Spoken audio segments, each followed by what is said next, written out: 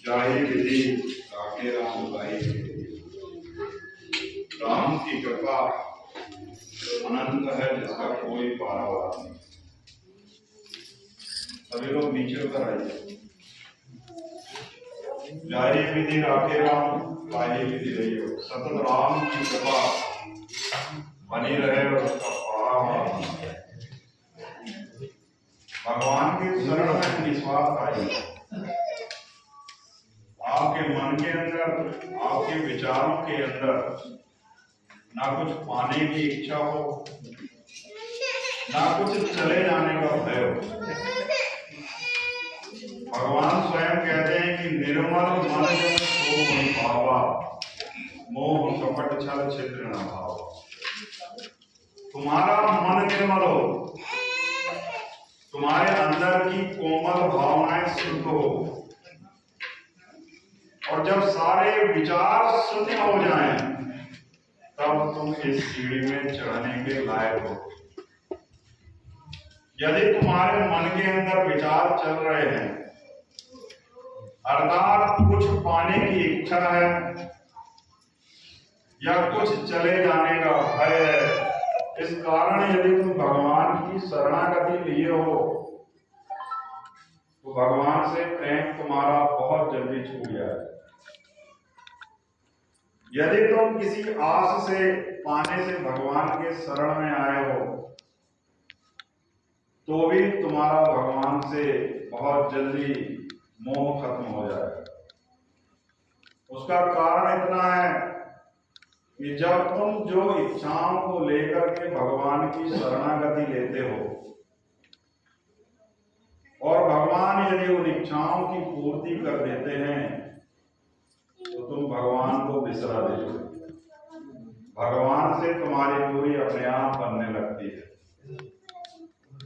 और यदि तुम्हारे मन के विचारों के अंदर कुछ पाने की इच्छा नहीं है, फिर भी तुम भगवान की शरणागति लिए हो, तो ऐसा प्रेम कभी खत्म नहीं होगा, और भगवान से लगाव भी खत्म नहीं होगा। यदि किसी इच्छा के बस भगवान के तुम संपर्क में यदि आ गए हो, इच्छाओं के बस में वशीभूत होकर के, तो वो इच्छाएं जैसे पूर्ण हो जाएंगी, हमारा भगवान से दूरी अपने आप बन जाएगी। इसलिए सत्य कहा गया है कि निर्मल मन जन सो मन भावा, मोह कपट छल छिद्र न भावा। भगवान से लगाव किसी इच्छा विषय वस्तु के कारण नहीं होना चाहिए। प्रभु से प्रेम तो एक माध्यम बनता है। वो एक सिद्धांत कहा गया है जीवन में, जितना तुम भगवान के करीब रहोगे, उतना तुम सुखी, वैभव, ऐश्वर्य से पूर्ण रहोगे, और जितना तुम भगवान से दूर रहोगे, उतना तुम्हारे जीवन में विपत्ति और कष्ट अपने आप आता जाएगा। क्योंकि लिखा गया है, अब मोही बा भरोसे हनुमंता, बिन हरि कृपा मिले नहीं संता।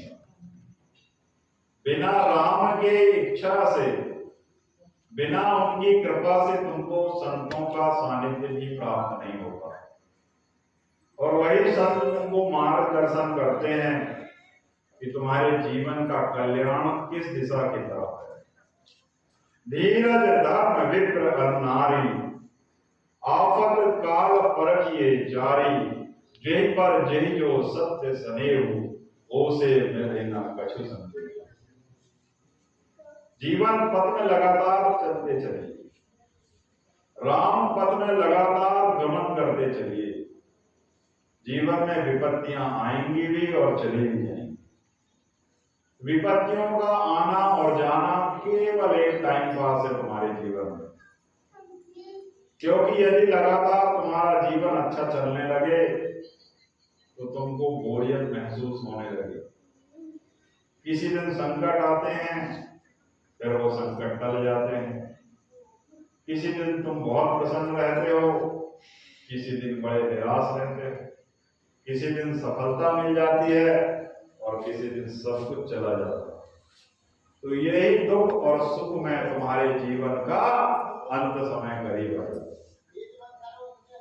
और जीवन का अंत समय जब करीब आता है तो तुम पीछे मुड़ के देखते हो, केवल विषय और भोग की वस्तुओं को पाने के लिए तुमने सारे जीवन को खपा दिया। अभी भी तुम यहाँ खड़े हो तो अभी लग रहा है कि कब घर चल रहे हैं, घर कब निकल जाए यहाँ, और कितना समय लगेगा यार, और कितनी देर है, अभी और कितनी पंक्तियां हैं। अरे वास्तविक घर तो तुम्हारा यही है, और जो घर में तुम रह रहे हो ना, वो केवल स्वार्थ के लोग हैं सब। क्योंकि जिस दिन तुम्हारे हाथ पैर चलना बंद हो जाएंगे, तुम कमाना बंद कर दोगे, चलना बंद कर दोगे, तो वही लोग जो तुमसे इतना प्रेम करते हैं तुमको कहेंगे कि ये बोझ कहां से आ गया और कब का कब चला जाए। एक पल वो था जब तुम्हारी कीमत थी, और एक पल ये है जब तुम्हारी कोई भी कीमत नहीं। जितना अपनापन तुम अपनों से रखते हो वही तुम्हारे जीवन में दुख का कारण बनता है। जितना तुम अपनों से प्रेम करते हो वही तुम्हारे जीवन में दुख का कारण बनता है। और जब तुम्हारा अंत समय आता है तो वही जिनको तुम अपना अपना कहते थे, उन चार कंधों की जब जरूरत होती है तो चार में से एक कंधा भी तुमको नहीं। तो कैसा तुम्हारा जीवन है, केवल स्वार्थ के लोगों से तुम घिरे हो, स्वार्थ के व्यक्तियों के तुम आसपास तुम जीवन में घिरे हो। इसलिए सतत राम पथ में गमन करते चलो, तुम्हारे जीवन में शुद्धता भी आते जाएगी। तुम्हारे जीवन के कर्म उच्च होने चाहिए। ये तुम जिस अनंत कोटि जो रास्ते में तुम गमन कर रहे हो, तुम्हारे करोड़ों जन्म हो चुके हैं उसमें, और हर बार तुमको जन्म लेना पड़ रहा है, क्योंकि हर जन्म में तुम्हारी एक इच्छा अपूर्ण रह जाती है। वो इच्छा तुमको बार बार जन्म लेने के लिए प्रेरित करती है, क्योंकि जब तुम मरने के करीब होते हो तो तुम जिस ऊंचाई पे जाना चाहते थे वो तुमको नहीं पहुंच पाते। जब वहां नहीं पहुंचते हो तो भगवान से प्रार्थना करते हो कि अगला जन्म मिले तो ऐसा मत बना, या ऐसे लोग संपर्क में मत देना। अरे भाई, भगवान से शिकायत किस विषय में तुम कर रहे हो? ये सारे मेडल, ये सारी उलझन, ये तुम्हारी खुद की पाली हुई है। भगवान ने तुमको इनको पालने के लिए नहीं दिया था, इतने सारे मोह के मेडल लगाने के लिए नहीं दिया था। उसने तो तुम्हारा शुद्ध एक जन्म दिया था कि मेरी भक्ति कर ले और मुक्ति के तरफ गमन कर ले। परंतु तुमने किया क्या? अपने जीवन को मोह में, लोभ में, अहंकार में, मद में लगा करके अपने जीवन के अंत समय तक भी भोग की विषय वस्तुओं को पाने में लगा। इसलिए बार बार कहा जाता है कि भगवान की भक्ति यदि करो तो वैसे ही तुम बन जाओगे। जैसे राम का ध्यान करोगे तो राम जैसे हो जाओगे, हनुमान जी का ध्यान करोगे तो हनुमान जी के गुण तुम्हारे अंदर अपने आप आ जाएंगे। तुम्हारे अंदर वैराग्य आ जाएगा, तुम्हारे अंदर लोभ और मोह खत्म हो जाएगा, तुम्हारे अंदर कुछ पाने के लिए तुम विवश नहीं रहोगे। यदि तुम काली की आराधना करोगे, मां आदि शक्ति की आराधना करोगे तो तुम्हारे अंदर तामसिक गुण पैदा हो जाएंगे। इसको मारो, उसको मारो, यही गुण तुम्हारे अंदर आने लगेंगे।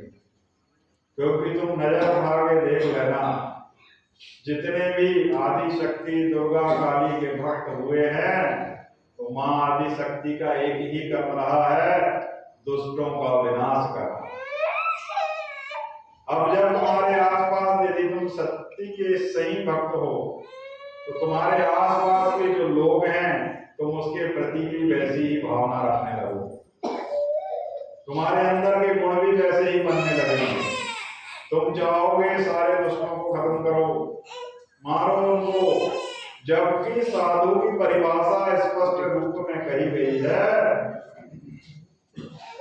कि सज्जन और दुर्जन दो किस्म के लोग होते हैं संसार में। सज्जन को सब पसंद करते हैं, यहां तक भी यदि कोई चोर और डाकू भी है वो भी पसंद केवल सज्जन को करता है, चाहे वो खुद भी चोर क्यों ना हो, खुद भी डाकू क्यों ना हो, परंतु पसंद किसको करेगा कि उसके घर के बाजू में अच्छे लोग रहें। चोर खुद पसंद नहीं करता कि उसके घर के बाजू में चोर रहे। चोर केवल इतना पसंद करता है कि जब वो चोरी करने जाए तो और दो चोर